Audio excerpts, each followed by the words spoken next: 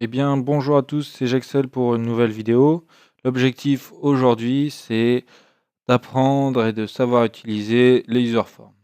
Alors, les user forms, pour cela, nous allons voir qu'est-ce que c'est, à quoi ils servent, comment on les fait, et enfin, un exemple pratique sur Excel. Alors, le user form, qu'est-ce que c'est? Eh bien, c'est une interface utilisateur. Vous avez un exemple ici, donc dans l'interface utilisateur, on peut rentrer et lire des données. L'interface utilisateur, il y a 3 règles principales. Premièrement, elle doit être claire, c'est-à-dire on doit pouvoir la lire facilement. Ensuite, elle doit être intuitive. Si on veut faire quelque chose, on doit savoir le faire facilement. Et enfin, elle ne doit pas piquer aux yeux, c'est-à-dire par exemple, on n'écrit pas en vert fluo sur un fond jaune fluo. L'idée, c'est que l'utilisateur n'ait pas mal aux yeux ou mal à la tête après qu'il s'est servi de l'userform. Le top, c'est le noir sur blanc. Ensuite, donc l'userform, à quoi il sert? Bien, il sert à remplir, visualiser et utiliser un classeur Excel. Et donc là, vous allez dire, pour utiliser pour faire ceci, j'ai pas besoin d'un user form. En réalité, le user form permet il permet de remplir, visualiser et utiliser les classeurs sans avoir besoin de connaître Excel. Ce qui veut dire que quelqu'un qui ne connaît pas Excel, avec le user form, qui est une forme différente d'Excel, va pouvoir remplir, visualiser et utiliser un classeur. Et il va le faire notamment sans faire d'erreur de remplissage. Vous le verrez dans l'exemple, je vais vous illustrer ça, ça sera peut-être un peu plus clair. Donc, ce qui permet de faire utiliser le classeur par d'autres personnes et par d'autres personnes non qualifiées. C'est assez intéressant. Par contre, c'est un peu plus long à programmer qu'une feuille de calcul toute simple. User form, maintenant, comment on fait? Eh bien, c'est simple. On va dans l'onglet développeur, un clic droit, insérer user form.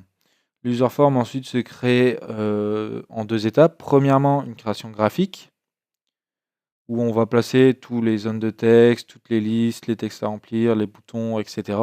Et ensuite, on les programme avec une programmation type macro, avec peut-être un petit changement pour accéder aux zones de texte et aux zones de liste, etc. Mais sinon, c'est la même chose. On va maintenant passer en partie pratique avec Excel. Donc, je vais dans l'onglet développeur, comme je viens de vous l'expliquer, éditeur, et là, on a le projet qui s'allume avec une fenêtre qui s'appelle propriété. Je vais la quitter pour l'instant. Et je vais insérer mon user form. Insertion user form. Alors, voilà le user form. Et ce qu'on va chercher à faire, en fait, c'est on va demander à l'utilisateur de rentrer son prénom, son nom et sa date de naissance. Je mets date pour date de naissance pour aller un peu plus vite. Donc, ce qui va se passer en réalité, si vous n'utilisez pas de user form, les utilisateurs peuvent par exemple bien remplir la case avec leur prénom, leur nom et la date de naissance. 18 04 voilà. Ce qui peut se passer par contre, c'est qu'un utilisateur, hop, il prend le classeur et il rentre son prénom, son nom et sa date de naissance, 12. Voilà. Donc là, déjà, il y a un dysfonctionnement, bien, premièrement parce qu'il a oublié, parce qu'il a mal positionné ses informations. Et c'est embêtant pour vous. Après, donc, troisième cas possible, prénom, donc 4 et la date de naissance, 12.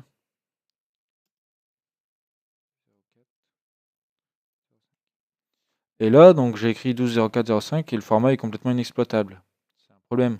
Quelqu'un qui ne sait pas utiliser Excel peut très bien entrer sa date de naissance, soit avec des espaces, soit avec des slash, soit avec des tirets. Ce qui fait que finalement, vous n'avez pas le bon résultat. Pour pallier à ça, vous pouvez donc utiliser les user forms. Alors, les user forms, on les insère et ensuite, on les remplit. On les remplit premièrement graphiquement avec des labels.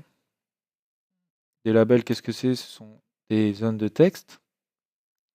Donc, ils ont un nom propre qui est ici entre parenthèses pour l'utilisation dans le programme. Et ici, une propriété qui s'appelle caption, qui est ce qu'il va y avoir sur l'écran. Donc ici, c'est parti, je vais mettre non. Vous voyez qu'ici, c'est changé, ça s'est transformé en non. Pour changer, donc là, ça va être bien trop petit pour la lecture. Donc pour changer la police, vous allez ici dans font, les 3 petits points. Et là, on va simplement changer la taille, on va le passer en 14 pour que ce soit plus grand. Voilà, et je vais mettre un petit 2 points derrière le nom.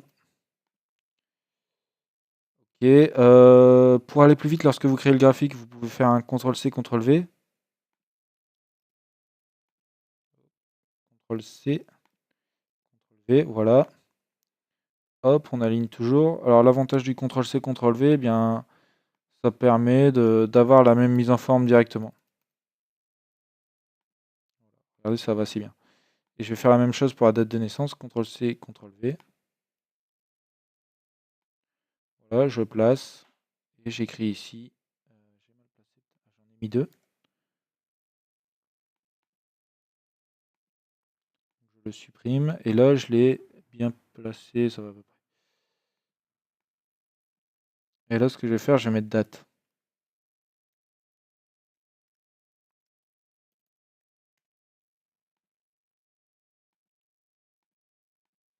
Donc là, on a nos 3 champs, donc nos 3 zones de texte, c'est-à-dire nos 3 labels. Maintenant, l'utilisateur, quand il va rentrer son nom, ça va être, il va écrire au clavier. Donc on va mettre ce qu'on appelle une textbox. Alors le nom de la textbox, ici, je vais le renommer, je vais l'appeler N, pour nom. Je le renomme pourquoi? Puisque je vais m'en servir dans mon programme et c'est assez utile de le renommer directement. Hop, donc celle-ci, je fais un CTRL-C, CTRL... un CTRL-C, CTRL-V, ça a fonctionné. La deuxième, je la place en dessous, à peu près alignée, et je vais l'appeler pour mon programme P. Prénom, c'est la première lettre. Et pour la date de naissance, je vais mettre des listes, des combo box. Donc des combo box, ce sont des listes déroulantes. Voilà, en voilà une pour le mois. Et en voilà une pour l'année.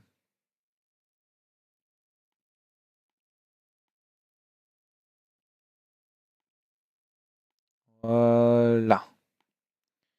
Et donc enfin, pour valider les informations, l'utilisateur va devoir appuyer sur un bouton OK.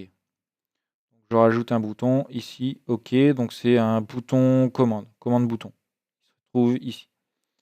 Son nom dans le programme, ce sera OK. Et son nom sur l'écran, ce sera OK. Donc voilà, l'interface graphique, elle est créée. On va la tester. Donc pour cela, on va faire exécuter userform. Et on a l'interface graphique. Bon, ben, bien sûr, pour l'instant, elle ne fait rien. Mais regardez, les labels, on ne peut pas les modifier. Et les zones de texte, par contre, on peut les modifier. Voilà, hop.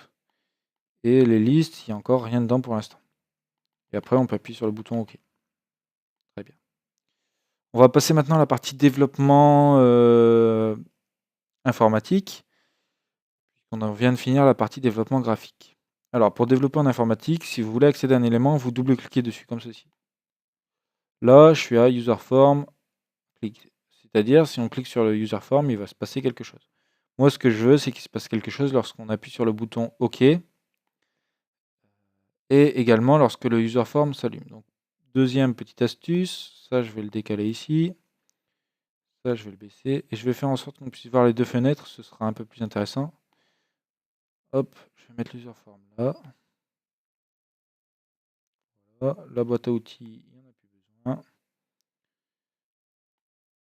La fenêtre de propriété, on va la mettre là. Voilà. Donc, il faut d'abord, en fait, quand mon userform s'ouvre, que j'initialise les listes qui sont ici. Donc pour cela, je vais aller chercher mon userform. Et ce que je veux, c'est pas quand on clique dessus, mais quand il s'active. Alors vous voyez qu'ici, il y a plusieurs choses. Je vous laisse les découvrir. Hein. Si je les explique tous un par un, c'est trop long. Mais donc là, ce qui se passe, quand j'ai privatsub userform activate, c'est donc un programme qui va se déclencher lorsque mon userform s'ouvre. Donc ici, donc ce que je vais faire, c'est que je vais renommer celle-ci jour, J. Alors celui-ci, ce sera mois, donc M, et celle-ci, ce sera année, grand A. Ok, donc qu'est-ce qui se passe? Donc ici, je commence à I égale. Donc pour les initialiser, regardez ce que je vais faire. C'est modifier.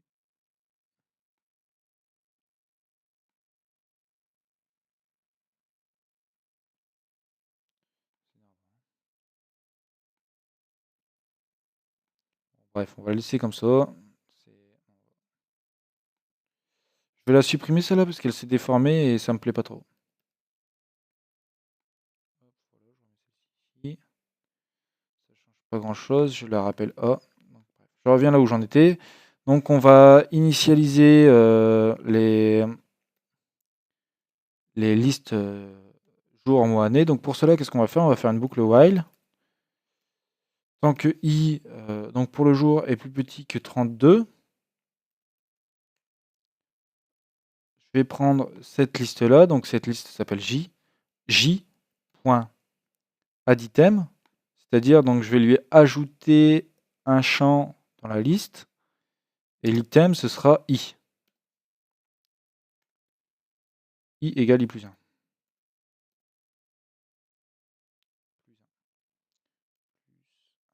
Voilà. Wn pour terminer le while. Je recommence. I égale 1. Je vais passer maintenant à l'année. While. Tant que i est plus petit que 13. Donc cette fois-ci, je vais aller dans mois.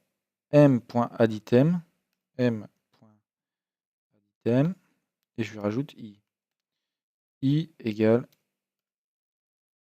i plus wn. Je vais faire la même chose pour l'année maintenant. While.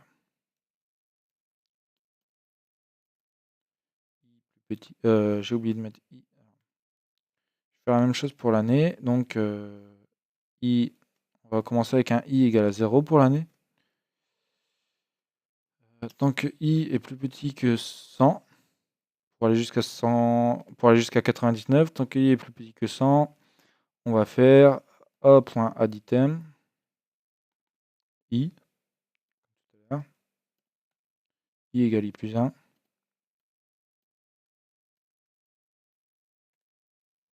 Et wn. Donc là, ce que j'ai fait dans cette macro qui s'appelle privatsub userform activate, c'est dès que mon userform va s'activer, qu'est-ce qui va se passer? On va créer une variable qui va commencer à 1. Tant qu'elle sera inférieure à 1, je vais aller dans la liste J et je vais lui créer des cases dans lesquelles je vais mettre 1, puis 2, puis 3, puis 4, puis 5, puis 6, jusqu'à ce que ma variable arrive à 32. Je la remets à 1, je change de case et je fais la même chose jusqu'à ce que ma variable arrive à 12. Ensuite, la même chose pour l'année. Vous allez voir ce que ça fait et vous allez peut-être un petit peu mieux comprendre. Exécuter userform. Voilà. Et donc là, regardez, j'ai ajouté 1 jusqu'à 31. Le mois, j'ai fait la même chose jusqu'à 12. Et enfin, l'année, j'ai fait la même chose jusqu'à 99. Il n'y a toujours rien qui se passe avec mon bouton OK. Je reviens dans ma macro, mon bouton OK. Qu'est-ce que je veux qu'il se passe lorsque j'appuie sur mon bouton OK? Alors, je vais aller sur ma feuille un petit peu pour supprimer tout ça, puisque ce sont des informations fausses. Supprimer. OK, on s'en fiche. Voilà, donc je les ai supprimés, ça c'est bon.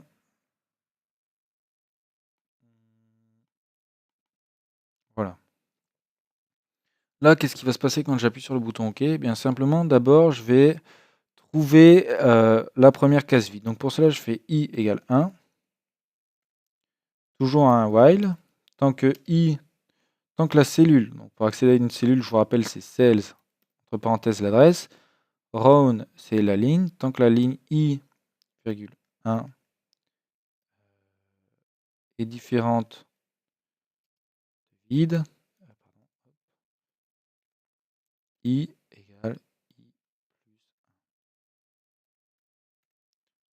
plus 1. Alors là, simplement, qu'est-ce que je vais faire? Donc, tant que la cellule de la ligne, de la première ligne est vide, je vais passer à la deuxième, et la troisième, et ainsi de suite. Donc en fait, ça va me permettre de trouver la ligne que je dois remplir. Ensuite, qu'est-ce que je fais? Donc je prends la cellule de la première colonne. Donc je prends la cellule de la ligne qui m'intéresse, virgule la première colonne, égale. Celle-ci doit être égale à ce que l'utilisateur rentre dans le textbox, c'est ça, hein, c'est un textbox, donc égale n.text. Donc quand je fais ça, en fait, je mets la valeur qui est ici, le texte qui serait rentré ici dans la cellule 1. Ensuite, cells i2 égale p.text. Mais là, si je suis pas sûr d'un truc, ouais, donc c'est ça. Donc le nom, regardez, le nom, il est dans la deuxième colonne. Donc ici, c'est pas 1, c'est 2. Et ici, c'est pas 2, c'est 1. Égale p.text. P, c'est ce qui est ici. Et enfin, cells 3. Cells 3. Cells i,3. Alors celle-ci va être égale à le jour. On va mettre, elle est égale à j. Et un slash. Donc pour rajouter un caractère, on fait comme ceci, hein, on le met entre crochets.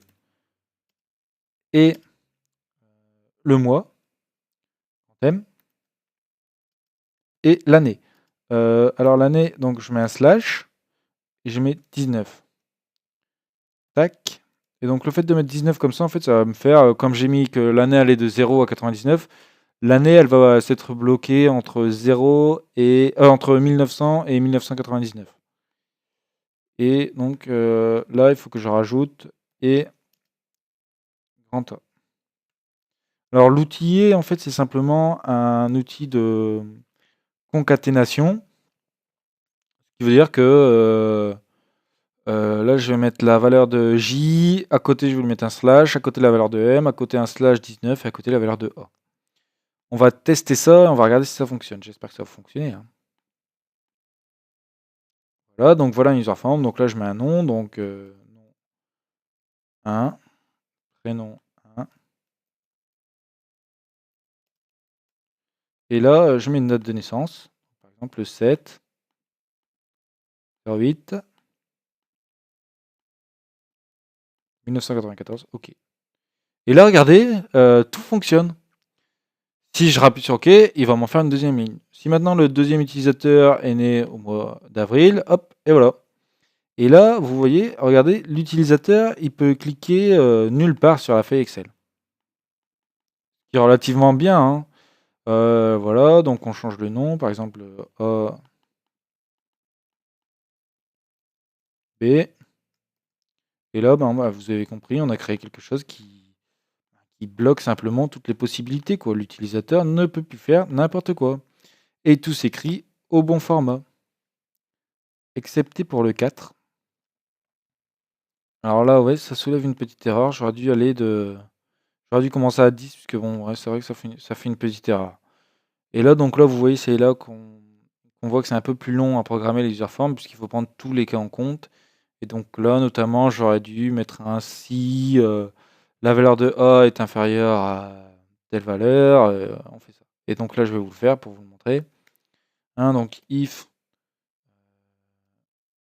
A plus grand que 10.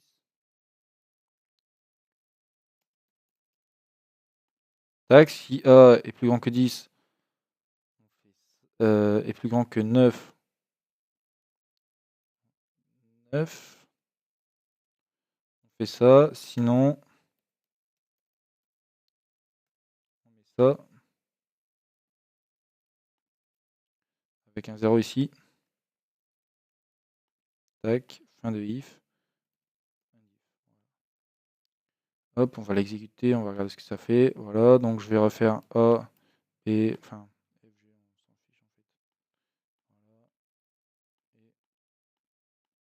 voilà. Et là, vous voyez, ça vous corrige l'erreur de tout à l'heure. Si je remets le 4, hop, voilà.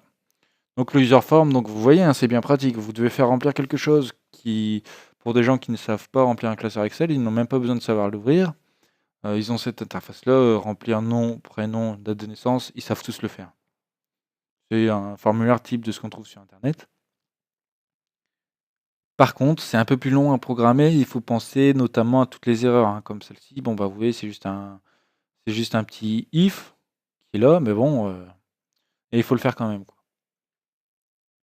Je vais vous montrer un petit exemple de ce que j'ai pu faire peut-être, c'est pour que vous voyez un petit peu, ce que j'ai réalisé. Donc je vais lancer, une machine virtuelle.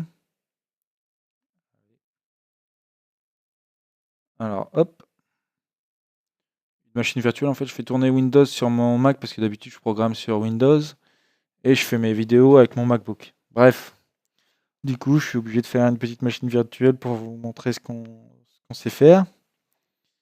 Je démarre un petit Windows et je vais vous montrer ce qui se passe sur Windows.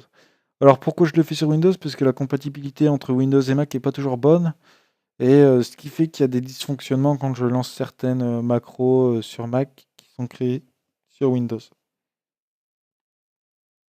Voilà. Voilà, hop. Donc Windows démarre tranquillement et on va lancer, un fichier. Donc ça, c'est un fichier, en fait, qui permet à des personnes de faire des demandes d'intervention dans une entreprise. Il est démarré, donc là, vous voyez, demande d'intervention, il y a le nom clairement qui est ici. On demande une date, un nom. Voilà, on va prendre au hasard une ligne, un objet, paf, paf, paf. Et donc si tout n'est pas rempli, ça ne fonctionne pas. Et donc si on remplit tout, pop, pop, pop, pop, pop, pop, pop. À noter, hein, vous pouvez tout contrôler, hein, vous pouvez même bloquer le nombre de caractères. Voilà, on fait valider. Hop, qu'est-ce qui se passe? Votre demande est prise en considération. OK, ça se ferme. Très bien, on continue. Ici, on a un petit bouton qui permet de faire quoi? De regarder les demandes qui sont dans le classeur. Voilà, de trier par fait, non fait. De modifier une demande. Par exemple, on va modifier la 42, on va la passer en fait. C'est ici, numéro de demande 42. 42, on va la passer en fait et on va laisser ici un petit commentaire. On va mettre fini. Voilà, validé. On reprend, on va essayer de retrouver la 42, donc on va voir toutes les demandes. On va voir si elle est passée en fait. Demande numéro 42, tac tac, et là, donc on a bien nom de la demande QFD, test, fini. OK. Qu'est-ce qu'on peut. Et donc, qu'est-ce qui se passe derrière ce user form? Eh bien, c'est un classeur Excel, en fait, et où vous avez tous les champs qui sont renseignés. C'est tout. Enfin, voilà, quoi. Je permets à l'utilisateur de remplir, le classeur automatiquement. On save. Et donc, bien sûr, l'utilisateur, lui, lorsqu'il